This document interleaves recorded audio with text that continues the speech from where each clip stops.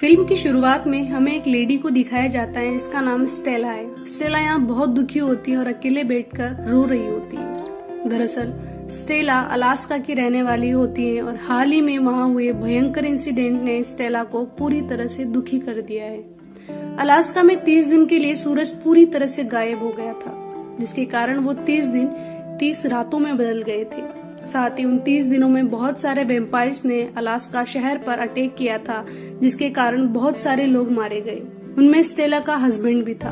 अब स्टेला किसी भी कीमत पर उन वेम्पायर्स से बदला लेना चाहती है, इसलिए वो लॉस एंजलिस चली जाती है। स्टेला वहाँ एक पब्लिक मीटिंग अरेंज करती है और जिसमें वो बताती हैं कि आप सब समझते हैं कि वेम्पायर्स अब खत्म हो चुके हैं, लेकिन असल में वे अब भी जिंदा है और हम में से कोई भी नहीं जानता कि हमारे आसपास बैठे हुए लोगों में से कौन इंसान है और कौन वेम्पायर है। स्टेला की बात सुनकर वहाँ बैठे सभी लोग हंसने लगते हैं कि देखो ये कैसी बातें कर रही है। लेकिन तभी स्टेला उसी हॉल में लगी सभी अल्ट्रा वायलेट लाइट्स को ऑन कर देती है, जिसके कारण उस हॉल में बैठे कुछ लोगों की स्किन जलने लगती है। असल में वे वेम्पायर होते हैं जो अल्ट्रा वायलेट लाइट को सहन नहीं कर सकते।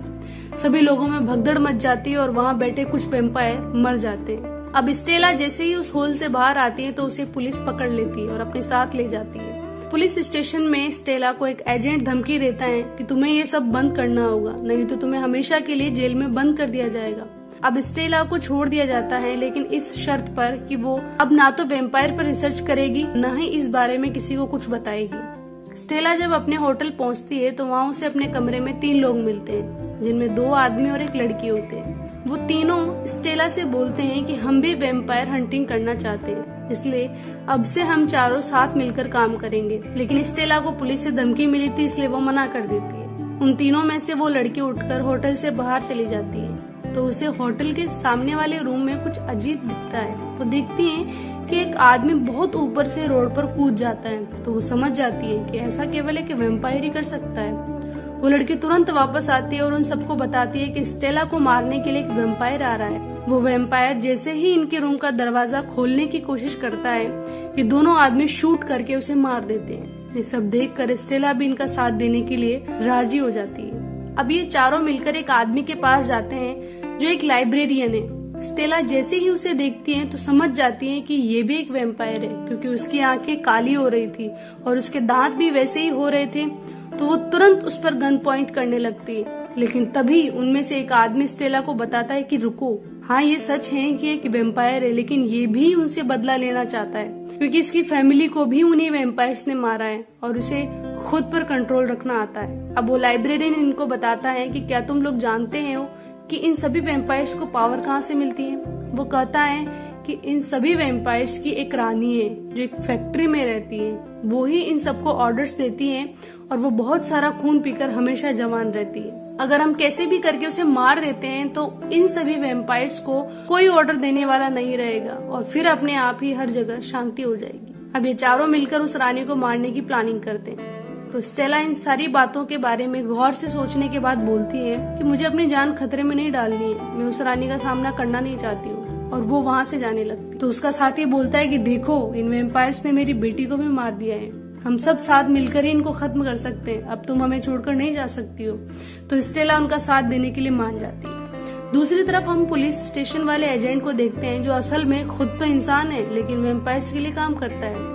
वो वेम्पायर रानी से मिलने जाता है तो बताता है कि मैंने स्टेला को इस शहर से बाहर भेज दिया है, लेकिन रानी बोलती है कि मुझे उसकी गंध आ रही है, वो अभी भी इसी शहर में है। वहाँ एजेंट काफी डर जाता है और उसे वेम्पायर्स के द्वारा काफी मारा जाता है क्योंकि उसने झूठ बोला, जबकि उसे नहीं पता था कि स्टेला ने अपना माइंड चेंज कर दिया है।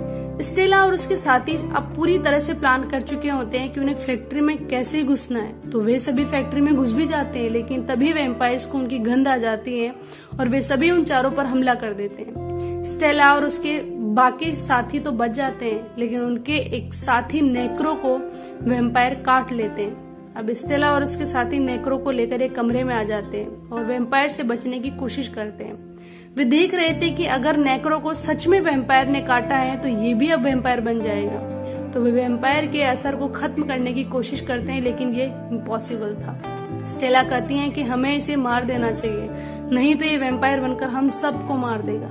तभी उसका साथी ऐसा नहीं कर पाता है क्योंकि नेक्रो उसका दोस्त है, इसलिए स्टेला खुद एक बड़ा सा पत्थर लेकर नेक्रो का सर कुचल देती है। अब ये तीनों दुखी होकर बैठ रहे होते हैं और रात हो जाती है। तभी इन्हें बाहर कुछ आवाजें सुनाई देती है। इनका साथी दरवाजे से बाहर देखता है तो वहाँ उनका वो लाइब्रेरियन साथी होता है। वो इन्हें कहता है कि अब रात हो चुकी है, इसलिए सभी वैम्पायर अपने शिकार पर जा चुके हैं, तुम सब चुपके से मेरे साथ आओ। ये सब थोड़ी ही दूर आते हैं कि इनको एक वैम्पायर मिलता है। ये सब उस पर गोलियां चलाते हैं लेकिन उसे मारते नहीं है बल्कि बंदी बना लेते हैं और बांधकर उससे पूछते हैं कि बताओ तुम्हारी रानी कहाँ है। तो वो बोलता है कि मुझे नहीं पता। अब ये लोग उस वैम्पायर पर अल्ट्रा वायलेट लाइट्स डालते हैं जिसके कारण उसकी स्किन जलने लगती है और वो जोर से चिल्लाता है कि मुझे सच में नहीं पता कि मेरी रानी कहाँ है, लेकिन इतना पता है कि जैसा अटैक कुछ दिनों पहले अलास्का में हुआ था वैसा ही कहीं और भी होने वाला है और इस बार तुम सब भी मारे जाओगे। अब स्टेला और उसके साथियों को एक आइडिया आता है कि अगर हम इसे मार देते हैं तो हमें कुछ भी पता नहीं चलेगा, इसलिए ये लोग उसे छोड़ देते हैं और उसका पीछा करते हैं।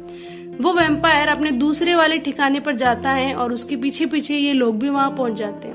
अब जैसे ही ये सब अंदर आते हैं तो देखते हैं कि यहाँ एक कपल को बांधा हुआ है और उनमें वो लड़की अभी जिंदा है।